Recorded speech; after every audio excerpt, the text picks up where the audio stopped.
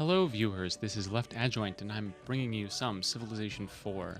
Now, this is for a thread on the Civ Fanatics forums called Beginner's Guide to the First 100 Moves. J.M. Rathbun, or how I prefer to think his name is pronounced, J.M. Rathbun, he posted some ideas to get beginners, on their feet. And there was some disagreement about some of his ideas, and he was very open-minded in terms of, asking what other people were doing better and investigating it, and he ended up asking for a step-by-step playthrough of the first 100 moves with saves, every 20 turns to give a sense of what was really happening, and that kind of thing is pretty rare, actually, on Civ Fanatics. So I decided, why just show every 20 moves? Why not show every move and make a video? So that's what I'm doing. I did already try to do this once, so I know some stuff about the map. I'll try to at least make similar decisions to what I made the first time through and explain my logic. And hopefully this will be instructional. And of course, if anybody out there is a deity player and wants to criticize my play, then please go right ahead. I am starting to play on deity. I'm getting my feet a little wet, but I have not won a deity game, so I certainly don't consider myself a deity player. So anyway, the first thing to do when you start out is to consider your leader. Don't even look at the start. Do not even look at the start until you've really taken in what leader you're playing with. We are expansive, and we are charismatic, and we have fishing and agriculture. Usually the unique unit in building you can ignore. Usually. And sometimes there's stuff to think about, but these are usually the most important things. Your traits and your technologies.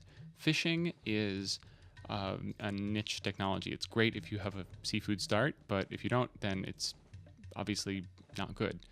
Agriculture is almost always useful, almost always. Even if there's no agriculture resource, it still leads into animal husbandry. So I think it's pretty solid. And this is a pretty solid leader in general, expansive and charismatic. Let's see about those.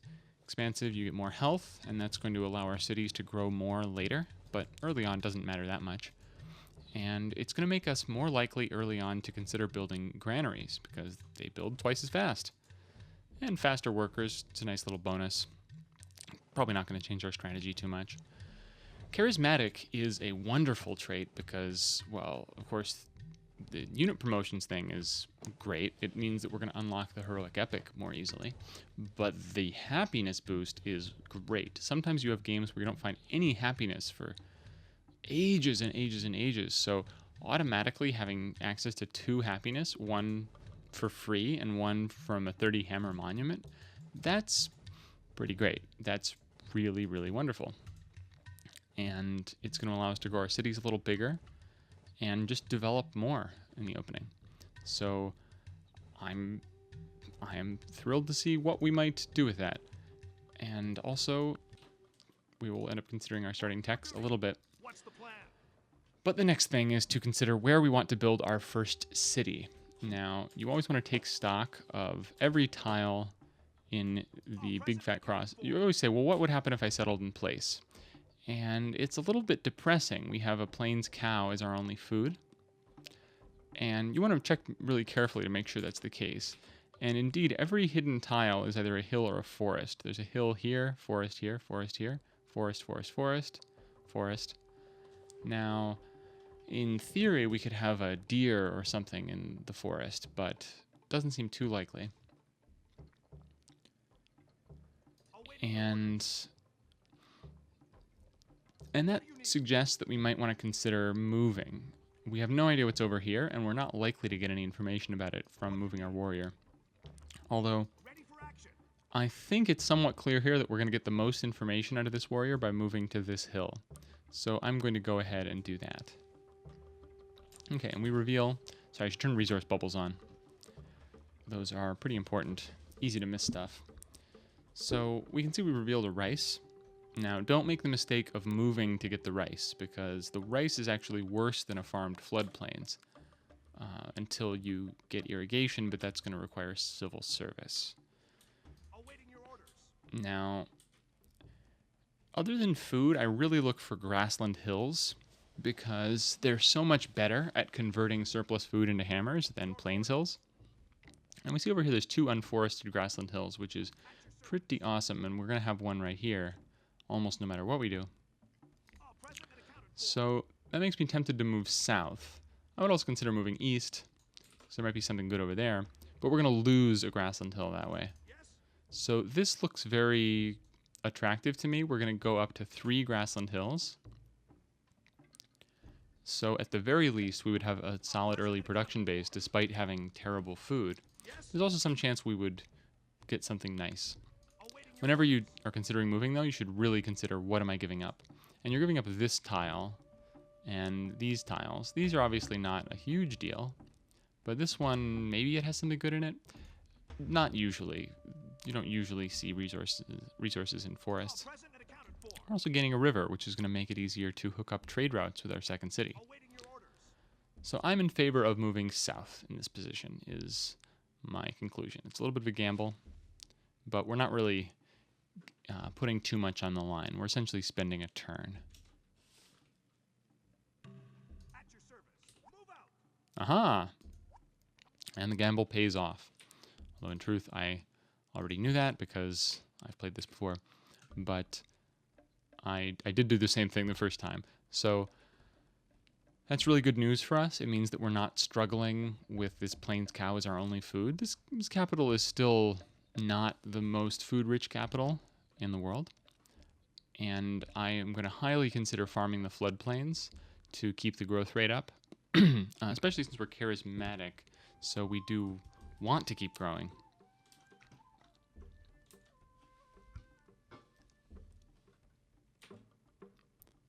But for now, the initial tech pattern is very important. On Monarch, you shouldn't worry too much about barbarians in your sort of first 2 tech choices, but you should start worrying pretty quickly after that. On Deity, for example, you need to worry about how you're going to defend yourself very, very, very quickly. On the other hand, if you look, we have coast to our east, and we also have coast to our west. Look at that. That is coast.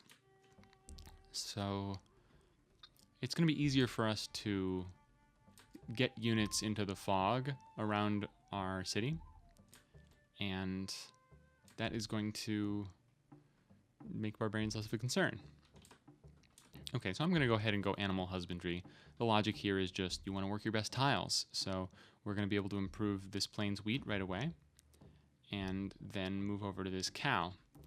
And you probably also want to do a little bit of basic math here to figure out how long it takes to do all of that. Our worker's coming out in 15 turns. He will move here. That will be 16 turns. He'll move here and start improving the wheat, and that will take 5 turns. So he'll be done on turn 21. Well, 21 turns from now, anyway. And he'll move here, 22 turns. Move here, 23 turns. Improve the cows and be done on turn 27. So by turn 27, we need something for our worker to do. Now, there are many options here. We could go mining, and probably not enough time to get to bronze working, but certainly enough time, way more than enough time to get to mining and start improving hills. And I think there might even be enough time, just barely, to get to pottery after animal husbandry. So which one of those we want to do, we don't have to decide now. We can get more information first. So that's, I'm okay just clicking on animal husbandry and moving on. Now we have a little question of where to send our warrior to scout. We can scout up here, see what's going on, or we can send him down there to check out the gold tile. I don't think it matters very much. I am curious what's around this gold tile because it could be a really strong site for our second city. On the other hand, we'll have a warrior coming out of here pretty fast. So I'm not too concerned about that.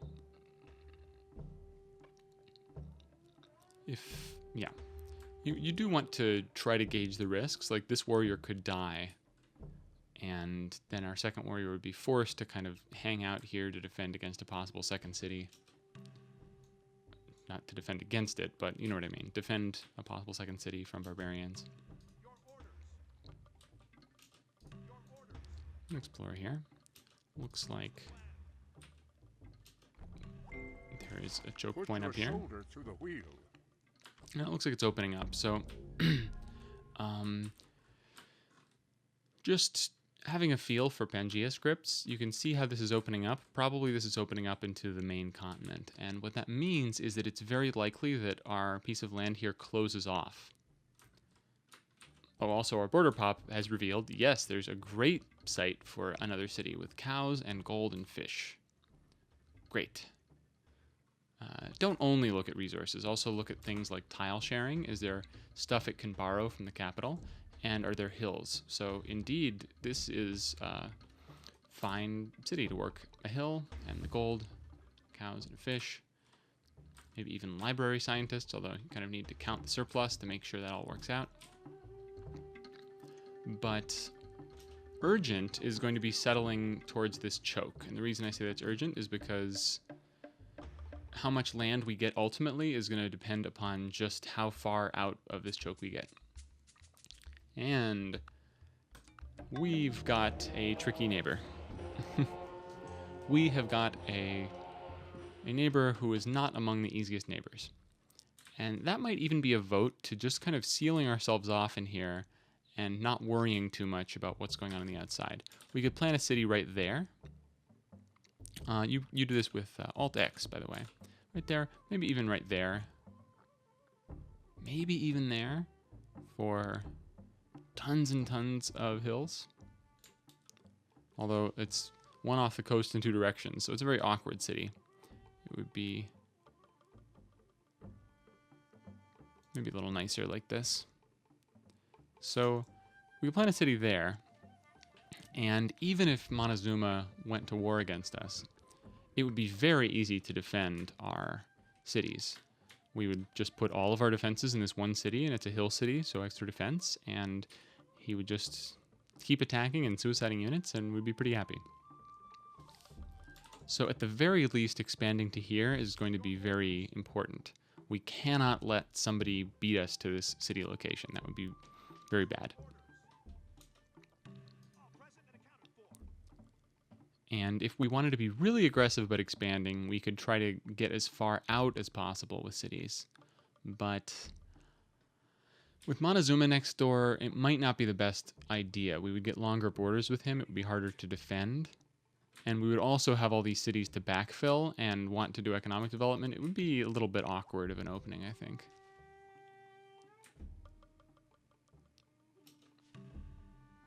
So I think he came from over here, so... and there we can actually see his culture through the fog. What do you need?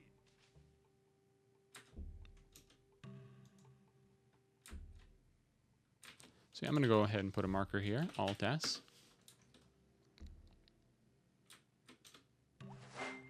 And look at that, we even have horse right in our cross. So what was looking at first like it could be a difficult opening is actually pretty laid back opening, I think. Oh, in this city we'll even have horse. Wonderful. Wonderful. Yeah, so there's jungle to the north, and there's nothing particularly great over here. So I'm going to be content just settling this city as soon as possible. And we really do want it as soon as possible. Even on Monarch, where the AI doesn't expand that fast, they still can steal your good sites. And you never quite know if they're going to decide to make that second or third city a little earlier than normal.